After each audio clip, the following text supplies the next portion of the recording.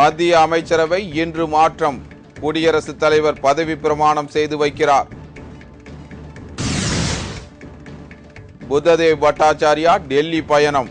மேற்கு வங்க மாநிலத்தின் சட்டம் ஒழுங்கு குறித்து மத்திய உள்துறை அமைச்சகத்திடம் விளக்கம் அளிக்க உள்ளார். காய்கறியின் திடீர் விலை உயர்வுக்கு வேளாண் அமைச்சகம் பொறுப்பல்ல. அமைச்சர் சரத் பவார் பேட்டி.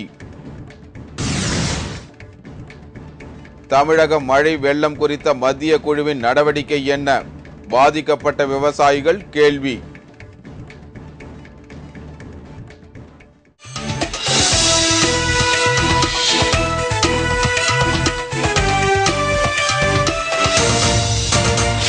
வணக்கம். விரிவான செய்திகள். மத்திய அமைச்சரவை இன்று மாற்றம் செய்யப்படவுள்ள நிலையில் புதிய அமைச்சர்கள் பதவியேற்பு குடியரசுத் தலைவர் மாளிகையில் மாலை 5 மணிக்கு நடைபெறும் என தகவல்கள் வெளியாகியுள்ளது. திமுகவை சேர்ந்த ராசா தொலைத்தொடர்புத்துறை அமைச்சர் பதவியிலிருந்து விலகியதாலும் ஆதர்ஸ் கூட்டுறவு வீட்டு வசதி சங்க முறைகேடு தொடர்பாக மகாராஷ்டிர முதல்வராக இருந்த அசோக் சவானுக்கு பதில் பிரதமர் அலுவலக இணை அமைச்சராக இருந்த பிருத்திவிராஜ் சவான் நியமிக்கப்பட்டதாலும் IPL முறைகேடு தொடர்பாக வெளியுறவு அமைச்சக இணை அமைச்சர் சசி தரூர் விலகியதாலும் ஏற்பட்ட காலி இடங்களை நிரப்புவதே இந்த அமைச்சரவை மாற்றத்தின் முக்கிய நோக்கமாகும். இந்நிலையில் ஊரக வளர்ச்சித்துறை அமைச்சர் CP ஜோஷி, கனரக தொழில்துறை அமைச்சர் விலாஸ் ராவ் தேஷ்முக் உள்ளிட்ட சில அமைச்சர்கள் கட்சி பணிக்கு அனுப்பப்படலாம் என்றும் பிரணாப் முகர்ஜி, சிதம்பரம், AK அந்தோணி, SM கிருஷ்ணா ஆகியோர் வகிக்கும் நிதி, உள்துறை, பாதுகாப்பு, வெளியுறவு ஆகிய முக்கிய இலாக்காக்களில் மாற்றங்கள் இருக்காது என்றும் தெரிய வந்துள்ளது. கபில் சிபல் வசம் உள்ள 3 இலாக்காக்களில் அறிவியல் தொழில்நுட்பத்துறையையும் சரத் பவாரிடம் கூடுதலாக உள்ள உணவு நுகர்வோர் இலாக்காவையும் மற்ற நபர்களுக்கு அளிக்க பிரதமர் திட்டமிட்டுள்ளதாக தெரிகிறது.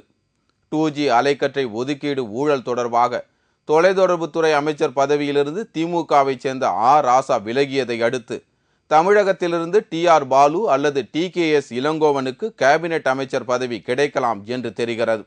இந்த அளவிற்கு ஊழல் நடைபெற்றதாக குற்றச்சாட்டு எழுந்த போதும் திமுகவினருக்கு அமைச்சர் பதவி அளிப்பதற்கு காரணம் சென்னையில் உள்ள பொது மருத்துவமனைக்கு ராஜீவ்காந்தி பெயர் சூட்டப்பட்டதாலேயே என்றும் கூறப்படுகிறது. மேலும் இந்த அமைச்சரவை மாற்றத்தின் போது பிரபுல் பட்டேல் விமான போக்குவரத்து இலாக்கா கேபினெட் அமைச்சராக உயர்த்தப்படலாம் என்று முக்கிய வட்டாரங்கள் தெரிவித்தன.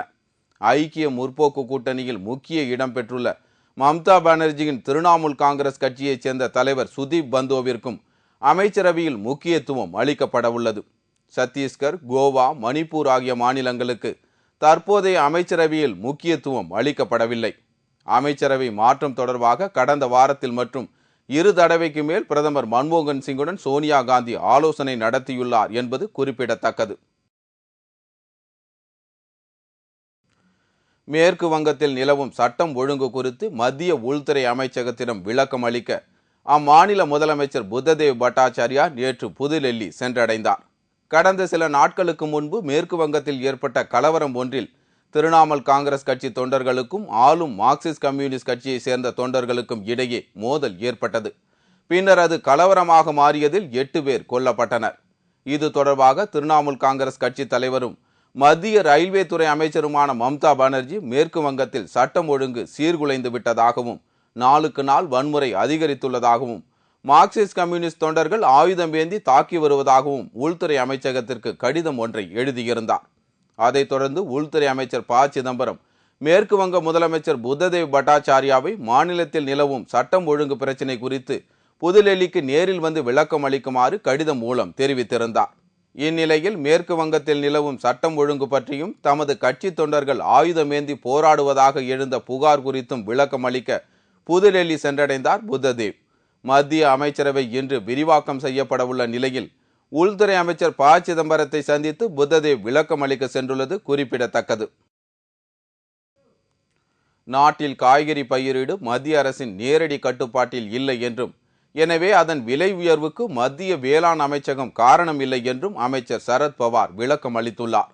இதுகுறித்து புதுடெல்லியில் நேற்று செய்தியாளர்களை சந்தித்த விவசாயத்துறை அமைச்சர் சரத் பவார் எந்த காய்கறியை பயிரிடுவது என்பதையும் எந்த விற்பனை மண்டிக்கு அனுப்புவது என்பதையும் விவசாயிகள் தான் தீர்மானிப்பதால் வெங்காயம், தக்காளி உள்ளிட்ட காய்கறிகளின் திடீர் விலை உயர்வுக்கு அரசை குற்றம் சொல்வது சரியல்ல என்றும் கூறினார். மேலும் வெங்காயத்தின் திடீர் விலை உயர்வில் இருந்து தாங்கள் பாடம் கற்றுக்கொண்டுள்ளதாக கூறிய பவார் 5 லட்சம் மக்கள் தொகை கொண்ட நகர பகுதிகளுக்கு அருகே சுமார் 25 கிலோமீட்டர் சுற்று வட்டாரத்திற்குள் காய்கறி விவசாயிகளின் பயிரிட்டை ஊக்கப்படுத்தும் வகையில் பசுமை இல்லங்களை உருவாக்க உதவி வழங்கப்படும் என்றும் தெரிவித்தார். அவ்வாறு உருவாக்கப்படும் பசுமை இல்லங்களுக்கு வேளாண் அமைச்சகம் மானியம் வழங்கவும் முடிவு செய்துள்ளதாக அப்போது பவார் குறிப்பிட்டார். இதுவரை அரிசி, கோதுமை, கரும்பு, தானியங்கள் ஆகியவற்றின் உற்பத்தி குறித்துதான் மத்திய வேளாண் அமைச்சகம் கவனம் செலுத்தி வந்ததாகவும் இனி காய்கறிகள் உற்பத்தியின் மீதும் வேளாண் அமைச்சகம் அதிக கவனம் செலுத்தும் என்றும் சரத்பவார் நம்பிக்கை தெரிவித்தார். வடகிழக்கு பருவமழையால் பாதிக்கப்பட்ட 10 மாவட்டங்களை பார்வையிட்டு சென்ற மத்திய குழுவால் இதுவரை எந்தவித நடவடிக்கையும் எடுக்கப்படவில்லை என்று பாதிக்கப்பட்ட மக்கள் குற்றம் சாட்டியுள்ளனர். சமீபத்தில் பெய்த வடகிழக்கு பருவமழையால் தமிழகத்தின் பல்வேறு பகுதிகள் கடுமையாக பாதிக்கப்பட்டன. குறிப்பாக 10 கடலோர மாவட்டங்கள் பெருமளவில் பாதிக்கப்பட்டன. 203 பேர் உயிரிழந்தனர். சாலைகள், பயிர்கள், குடிசைகள், பாலங்கள் ஆகியவை பெருமளவில் சேதமடைந்தன. இந்நிலையில் மத்திய அரசின் குழு தமிழகத்திற்கு வந்து மழை வெள்ள சேதங்களை பார்வையிட்டு மத்திய அரசுக்கு தனது அறிக்கையை சமர்ப்பித்தது. இதையடுத்து சென்னைக்கு வந்திருந்த பிரதமர் மன்மோகன் சிங்கை சந்தித்த முதல்வர் கருணாநிதி வெள்ள நிவாரண நிதியை விரைவாக வழங்கும்படி வலியுறுத்தினார். ஆனால் மத்திய அரசிடம் இருந்து இதுவரை எந்த தகவலும் வரவில்லை. பாதிக்கப்பட்ட 10 மாவட்ட மக்களுக்கு இதுவரை எந்தவித நிவாரணமும் கிடைக்கவில்லை என்றும் அப்பகுதி மக்கள் குற்றம் சாட்டியுள்ளனர். இதற்கு காரணம் மத்திய குழுவினரின் அறிக்கையை ஆய்வு செய்ய வேண்டிய அதிகாரி வெளிநாடு சென்றிருப்பதாகவும் அவர் திரும்பிய பின்தான் இந்த அறிக்கை பற்றி பரிசீலிக்கப்படும் என்றும் புதுடெல்லி வட்டாரங்கள் தெரிவிக்கின்றன. ஆதர்ஸ் வீட்டு வசதி சங்க ஊழல் தொடர்பான விசாரணை அறிக்கையை 2 வாரங்களுக்குள் தாக்கல் செய்ய வேண்டும் என்று மும்பை உயர்நீதிமன்றம் சிபிஐக்கு உத்தரவிட்டுள்ளது.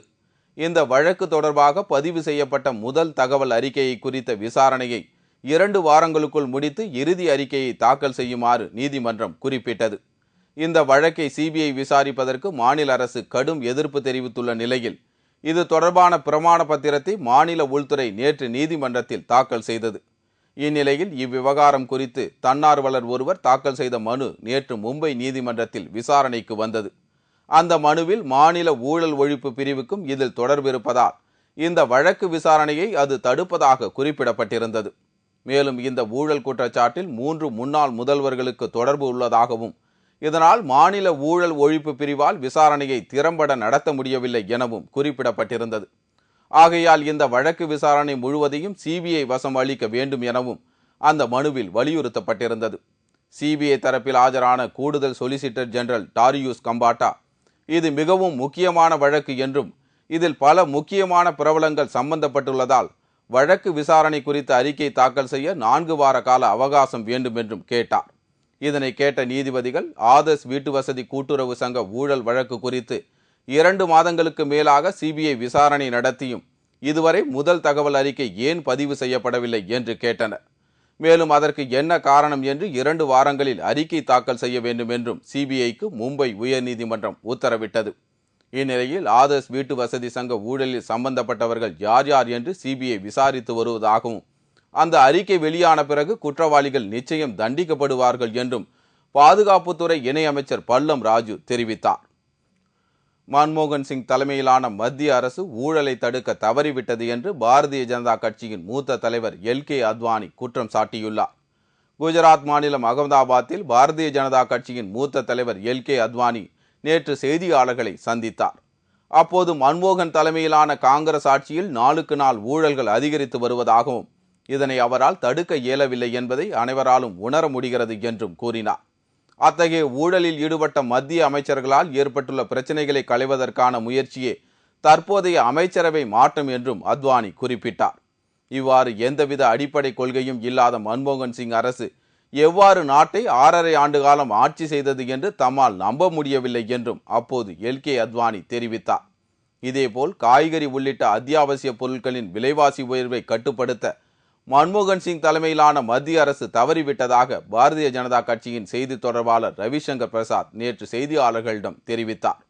மேலும் நாட்டின் மிக முக்கிய துறையான மத்திய புலனாய்வு துறைக்கு ஊழல் குற்றச்சாட்டில் சிக்கிய பி.ஜே. தாமஸை தலைவரை நியமித்ததில் இருந்தே மத்திய அரசு ஊழல் செய்பவர்களுக்கு பாதுகாப்பு அளிக்கிறது என்பது வெளிப்படையாக தெரிந்துவிட்டது என்றும் ரவிசங்கர் பிரசாத் அப்போது குற்றம் சாட்டினார். இந்த குற்றச்சாட்டுகளுக்கு பதிலளித்துள்ள காங்கிரஸ் கட்சியின் செய்தி தொடர்பாளர் மணீஷ் திவாரி, மத்திய புலனாய்வுத்துறைக்கு தலைவராக PJ தாமஸ் நியமனம் செய்தது தவறு இல்லை என்று உச்சநீதிமன்றம் கூறியுள்ளதை சுட்டிக்காட்டினார். மேலும் பாரதிய ஜனதா கட்சியை சேர்ந்த முதலமைச்சர் ஊழல் குற்றச்சாட்டில் சிக்கியுள்ள போதும் அவர்கள் மீது எந்தவித நடவடிக்கையும் எடுக்காதவர்கள் மத்திய அரசை குறை கூற தகுதியற்றவர்கள் என்றும் தெரிவித்தார். மேலும் ஊழல் குறித்து பாஜகவினர் தெரிவிக்கும் ஒவ்வொரு கருத்தும் முரண்பாடாக உள்ளது என்றும் திவாரி அப்போது குறிப்பிட்டார். செய்திகள் நிறைவடைந்தன. மீண்டும் செய்திகள் பிற்பகல் 1 மணிக்கு. உங்கள் பிரச்சனைகளுக்கு உடனடி தீர்வு காண 30134600 என்ற கேப்டன் டிவியின் தொலைபேசி எண்ணை தொடர்பு கொள்ளுங்கள். வணக்கம்.